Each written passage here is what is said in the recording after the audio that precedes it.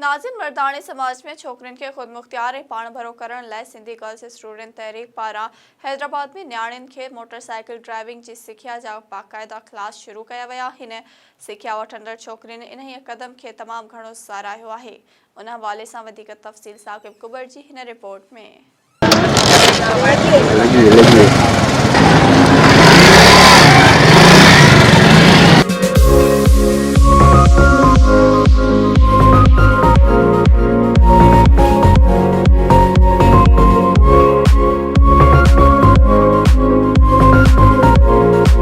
मर्दानी समाज में औरतुन के बाइख्तियार ऐं पाण भरो बणाइण लाइ हैदराबाद में सिंधियाणी तहरीक सां लाॻापियल सिंधी शागिर्दियाणनि पारां छोकरिन के मोटरसाइकिल ड्राइविंग सेखारण जो सिलसिलो शुरू कयो वियो आहे।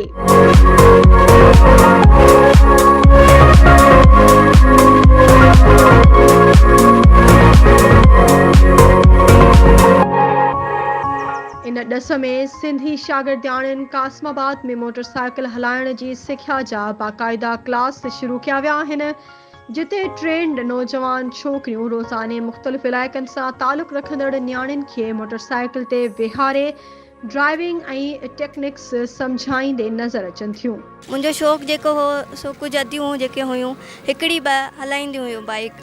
सो मूं बाबा खे चयो, बाबा खे ख़ुशी थी हिन ॻाल्हि जी। सो मुंहिंजे बाबा बि मूंखे ॾाढो अप्रीशिएट कयो ऐं मूंखे सपोर्ट कयईं। सो उनजे करे मां अॼु बाइक हलायां थी। हमेशह को बि कमु औरतूं शुरू कंदियूं आहिनि, पहिरीं मुआशिरो पाणे मीन्स हर कम में पहिरियां ग़लति सम्झंदो आहे, पोइ वरी उनजो ई साथ ॾींदो आहे। असल में असां थोरो शौक़ु बि हुयो मूंखे बाइक हलाइण जो, पर ज़हन में इहो वेठल हो त डपु थींदो, बाइक संभाल बि कोन। ऐं उनजे करे पोइ हिते आयासीं ऐं जॾहिं बाइक खे हथ में झलियोसीं, उनजो बैलेंस बरक़रार रखियोसीं ऐं हलाइणु सिखीसीं त तमामु सवली थी लॻे। मुआइशी बहरान जे करे छो जो करे रिक्शनि जा किराया महांगा थी विया आहिनि, केरु अफोर्ड नथो करे सघे रोज़ ऐं लाज़मी न आहे त इन जे लाइ मर्द अवेलेबल हुजे, लाज़मी जॉब कनि था, नौकिरी कनि था। ऐं ॿारनि जे स्कूल जो वॾो मसइलो आहे, उन्हनि जो अचणु, उन्हनि जो वञणु, वरी शाम जो ट्यूशन आहे, उतां रिसीव करणु, वरी वापसि छॾणु। हैदराबाद में मोटरसाइकिल सिखिया जो मौक़ो मिलण ते औरतुनि ऐं छोकरिन में ख़ुशी जी लहर छायल आहे। जदीद दौर में औरतुनि ऐं छोकरिन खे मोटरसाइकिल हलाइण नथी अचे त उहे पढ़ण लाइ वञण, ॿारनि खे स्कूल छॾण, तोड़े शहर में ख़रीदारी ख़ातिर सफ़र करण लाइ तकलीफ़ुनि खे मुंहुं ॾियण समेत पैसे ऐं वक़्त जो ज़ियान कनि थियूं। हाणे अहिड़ियूं औरतूं ऐं छोकरियूं जल्द ऐं आसानी सां मोटरसाइकिल ड्राइविंग सिखी पंहिंजी रोज़मर्रा ज़िंदगीअ में आसानियूं आणण लाइ बेचैन आहिनि। मुंहिंजे ख्याल में त सस्ती सवारी आहे ऐं ॿार वञनि था, स्कूल वञनि था, को ऑइल सविल कमु थो पइजी वञे। घर में मर्द न आहे त औरत खे हर शइ अचणु खपे ताकि ॿिए कंहिंजी मोहताज न थिए, पंहिंजे बलबूते ते हर जॻह ते वञे कमु करे। असांजा ॿार बच्चा जेके स्कूल वञनि था, छोकिरियूं कॉलेजनि यूनिवर्सिटियुनि ताईं वञनि थियूं पियूं, बेरोज़गारी केॾी लॻी पई आहे। छोकिरियूं जेको औरतूं घर खां ॿाहिरि निकिरनि थियूं, जॉब कनि थियूं या कंहिं ॿिए फैक्ट्री में कमु कनि थियूं पियूं। असांजे ख़्याल में त हे हर हिकु औरत खे शऊर अचणु खपे त बाइक सिखणु असांजे लाइ लाज़मी आहे। असां पंहिंजे मर्दनि ते डिपेंड छो कयूं? जेको कमु मर्द करे सघे थो उहो ई कमु औरत करे सघे थी। औरत इंसान ऐं औरत खे असांजे समाज जे ॿाहिरि जेके बाशऊर आहिनि उन्हनि ते फ़र्ज़ु आयत थो थिए त तव्हां औरत खे हिमत ॾियो। रियासत असांखे कुझु बि ॾियण जे लाइ तयारु कान्हे, ॾियण जे लाइ त ठहियो, पर जेको कुझु असां वटि अवाम वटि आयो उहो बि थोरे चट करे छॾियो आहे।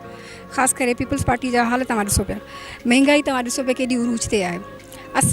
तव्हां यकीन कयो, आउं हॉस्पिटल वेंदी आहियां, आउं प्रोफेशन जे हिसाब सां डॉक्टर आहियां।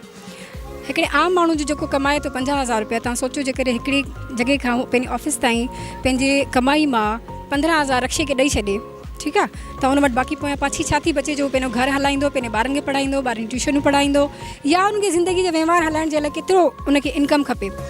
त असां सोचो त छो न छोकिरियुनि खे पाण भरो कजे। छोकिरा त हूअं ई कंहिं न कंहिं तरीक़े सां सिखी वेंदा आहिनि, पर न्याणियुनि खे इन्हनि शइ इहो स्किल डेवलप कराइण जे लाइ ख़ासि हिकिड़ो माहौल खपे, ख़ासि हिकिड़ी तरबियतगाह खपे। सिंधी शागिर्दियाणनि पारां हैदराबाद में औरतुनि ऐं छोकिरियुनि जी सलाहियतुनि खे उजागर कंदे खेनि तरबियत ॾियण ऐं माहिर बणाइण लाइ खयल अमली कदम खे समाज जे मुख़्तलिफ़ हलकनि पारां तमामु घणो साराहियो पियो वञे। कैमरामैन शाहिद सोलंकी सां गॾु साकिब कुबर, SS न्यूज़, हैदराबाद।